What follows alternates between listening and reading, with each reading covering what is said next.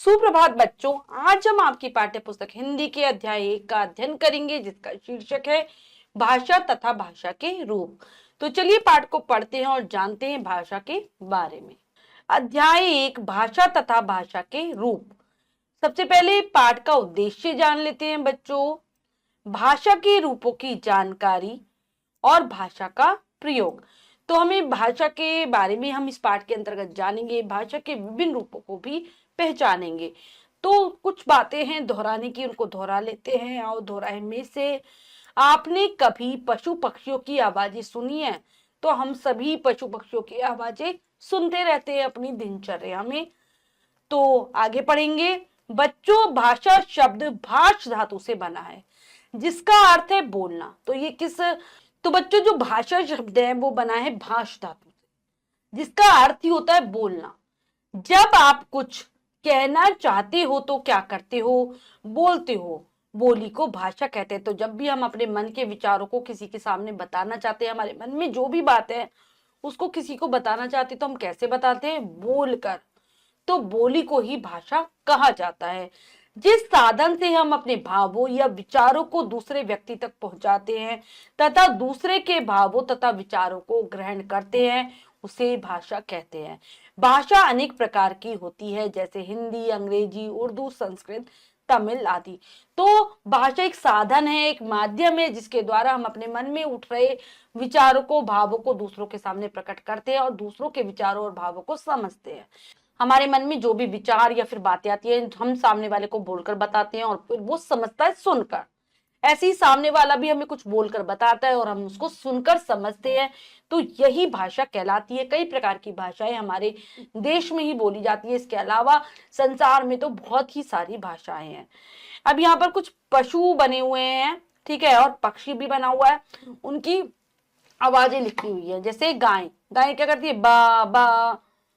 कबूतर गुटर गूं गुटर गूं, बिल्ली म्याऊं म्याऊं और कुत्ता भौं भौं करता है।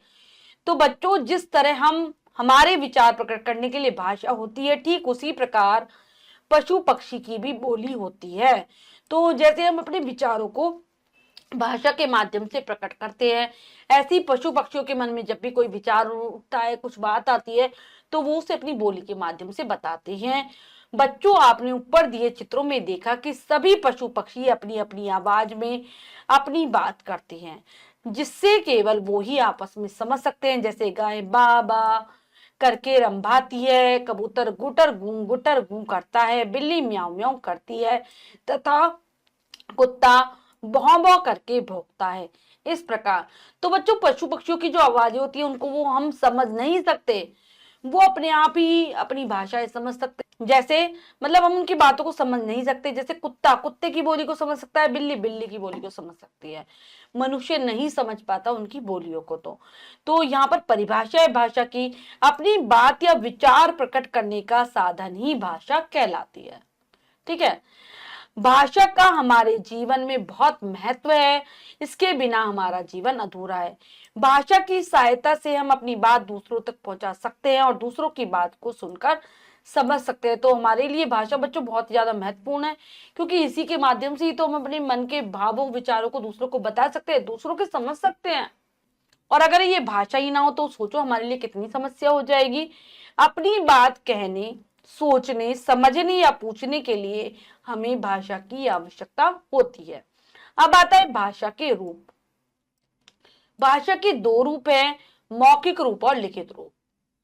तो इन दोनों के बारे में जानते हैं कि मौखिक रूप क्या है, लिखित रूप क्या है। सबसे पहले आता है भाषा का मौखिक रूप।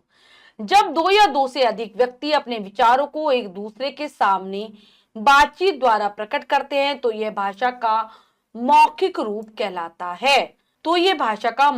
कहलाता है। नीचे दिए गए चित्र को ध्यान से देखिए और बताइए कि चित्र में क्या हो रहा है। जब बच्चों दो लोग आपस में बातचीत कर रहे होते हैं, अपने विचार बोलकर प्रकट कर रहे होते हैं और दूसरा वाला उसको सुनकर समझ रहा होता है, तो ये भाषा का मौखिक रूप है। दो व्यक्ति हो सकते हैं, दो से ज्यादा व्यक्ति हो सकते हैं, जैसे हम लोग टेलीफोन पे बातचीत करते हैं। तो ये भाषा का मौखिक रूप है, इसमें विचारों को बोलकर बताया जाता है, सामने वाला उसको सुनकर समझता है। तो अब यहाँ पर एक चित्र दिया गया है, तो चलिए देखते हैं क्या हो रहा है चित्र में। कल हम सब चिड़ियाघर घूमने जाएंगे। दो सहेलियां बैठी हैं, तो आपस में बातचीत कर रही हैं कि हम चिड़ियाघर घूमने जाएंगे।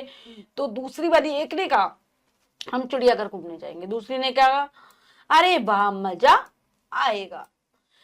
राखी और रुचि दोनों पार्क में बैठी बातें कर रही हैं। यह भाषा का मौखिक रूप है जो मुंह से बोला जाता है। तो ये भाषा का दोनों आपस में बातचीत कर रही हैं, कैसा रूप हो गया? मौखिक रूप हो गया। मौखिक भाषा का प्रयोग हम बातचीत में, भाषण देने में, नाटक फिल्मों में, किस्से कहानियां सुनाने में और बोलकर कविता सुनाने आदि में करते हैं। जहां पर भी बोलकर बातचीत बताई जाती है, बातचीत करी जाती है, कुछ कहा जाता है, वो मौखिक भाषा है। तो जब हम बोलकर अपनी बात दूसरों तक पहुंचाते हैं और उनकी बात सुनकर समझते हैं, उसे मौखिक भाषा कहते हैं। यानी कि हमने कुछ कहा, सामने वाले ने सुनकर समझा, सामने वाले ने कुछ कहा, हमने भी उसको सुनकर समझा, उसने बोलकर कहा, हमने सुनकर समझा, तो ये मौखिक रूप है। अब आता है लिखित रूप। अध्यापक श्यामपट ब्लैक बोर्ड पर कुछ लिख रहे हैं, बच्चे उसे पढ़कर समझ रहे हैं। यह भाषा का लिखित रूप है। लिखित का अर्थ है लिखा हुआ। तो जैसे यहाँ पर उदाहरण है, आपको चित्र में भी दिखाई दे रहा है कि अध्यापक बच्चों को कुछ लिखकर समझा रहे हैं और बच्चे उसको पढ़कर समझ रहे हैं, तो ये भाषा का लिखित रूप हो गया। ठीक है। लिखित भाषा का प्रयोग हम पत्र, कविता, कहानी, लेख लिखने में, समाचार, सूचना या आदेश आदि के लिए और परीक्षा में प्रश्नों के उत्तर लिखने आदि में करते हैं। तो जहां पर भी लिखकर अपनी बात बताई जाए, सामने वाला उसको पढ़कर समझे, तो ये भाषा का लिखित रूप है। पत्र लेखन हो गया हमारा, ठीक है, पुस्तक हो गई हमारी, समाचार पत्र हो गए, ये सब भाषा के लिखित रूप में आते हैं। क्या आप जानते हैं, जब हम लिखकर अपनी बात दूसरों तक पहुंचाते हैं और वे पढ़कर उसे समझते हैं, उसे लिखित भाषा कहते हैं। जो बच्चे बोलने या सुनने में असमर्थ हैं, उन्हें संकेतों द्वारा बोलना और समझना सिखाया जाता है, उसे सांकेतिक भाषा कहते हैं। यहाँ पर बोलने, सुनने, लिखने, पढ़ने में जो आए वही आपकी भाषा कहलाए। तो भाषा के बच्चों 4 कौशल होते हैं, बोलना, सुनना, लिखना और पढ़ना। अब आती है लिपि। जानेंगे लिपि क्या होती है। भाषा को लिखने के लिए जिन संकेतों का प्रयोग होता है उसे लिपि कहा जाता है। हिंदी हमारी राजभाषा है। हिंदी भाषा देवनागरी लिपि में लिखी गई है। तो भाषा की जो उच्चारित ध्वनियां होती है उनको लिखने के लिए कुछ चिन्ह निर्धारित किए गए हैं, उसको ही लिपि कहा जाता है। ठीक है। लिखने का ढंग, जिन संकेत बिंदुओं का हम प्रयोग करते हैं वो सब लिपि में आते हैं। हमारी हिंदी जो हमारी राजभाषा है उसकी लिपि देवनागरी है। हर भाषा की अपनी ही लिपि होती है। प्रत्येक वर्ष 14 सितंबर हिंदी दिवस के रूप में मनाया जाता है। इसी तरह पंजाबी भाषा गुरुमुखी में, अंग्रेजी रोमन लिपि में और उर्दू भाषा फारसी लिपि में लिखी गई है। तो 14 सितंबर को हम हिंदी दिवस मनाते हैं क्योंकि इस दिन हमारी भाषा को राजभाषा घोषित किया गया था। हर भाषा की अपनी लिपि है, जैसे पंजाबी की गुरुमुखी, अंग्रेजी की रोमन और उर्दू की फारसी लिपि होती है। तो भाषा के लिखने के ढंग को लिपि कहते हैं। बच्चों, हमने जो भी सीखा उसको दोहरा लेते हैं। हमने सीखा में से भाषा विचारों के आदान प्रदान का साधन है। भाषा के 2 रूप होते हैं, मौखिक और लिखित। संसार में सभी जीव जंतुओं की अपनी बोली है। हिंदी हमारी राजभाषा है। लिखने के ढंग को लिपि कहते हैं। अब यहाँ पर एक पहेली दी गई, उसको पढ़ लेते हैं, बूझो तो जाने। रंग रंग के हैं संकेत, सड़कों पर रहते हैं विशेष, लाल पीला हरा उसमें, बताओ उसे इसे क्या कहते हैं। तो रंग रंग के हैं संकेत, तो ये हमारी ट्रैफिक लाइट है। ट्रैफिक लाइट जो लगी होती है, ठीक है, जो हमें संकेत देती है कि कब हमें अपनी गाड़ी को रोकना है, कब चलाना है, हमारे वाहनों के लिए जो लगी होती है जिससे कि कोई दुर्घटना ना हो। तो ये हमारी ट्रैफिक लाइट है।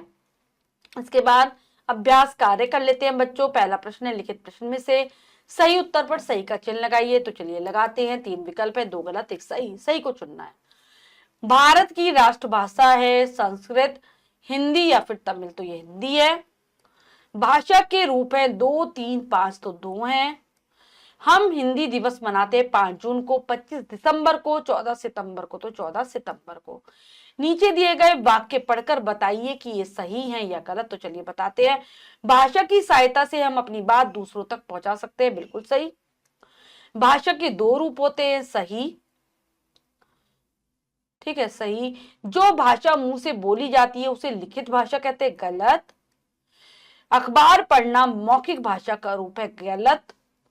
गूंगा व्यक्ति अपनी बात बोलकर नहीं बता सकता, बिल्कुल सही। अब है निम्नलिखित प्रश्नों के उत्तर दीजिए। इन प्रश्नों के उत्तर आप स्वयं देंगे, कार्य अपनी अभ्यास पुस्तिका में कर लेंगे। अगला है, चित्र देखकर लिखिए कि उनमें भाषा का लिखित या मौखिक कौन सा रूप है। तो यहाँ दादी माँ बच्चों को कहानी सुना रही है, तो ये मौखिक हो गया।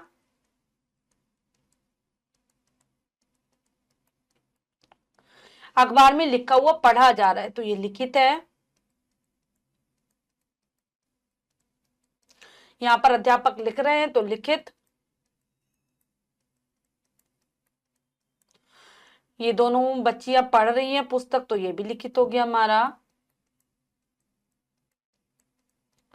टेलीफोन पर बातचीत हो रही है, तो मौखिक।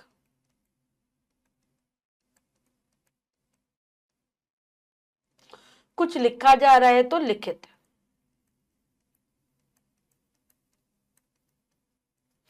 तो बच्चों, हमने पाठ को बहुत अच्छे से समझकर पढ़ा और अभ्यास कार्य किया। इसके अतिरिक्त जो भी कार्य वो आप स्वयं करेंगे अपनी अभ्यास पुस्तिका में।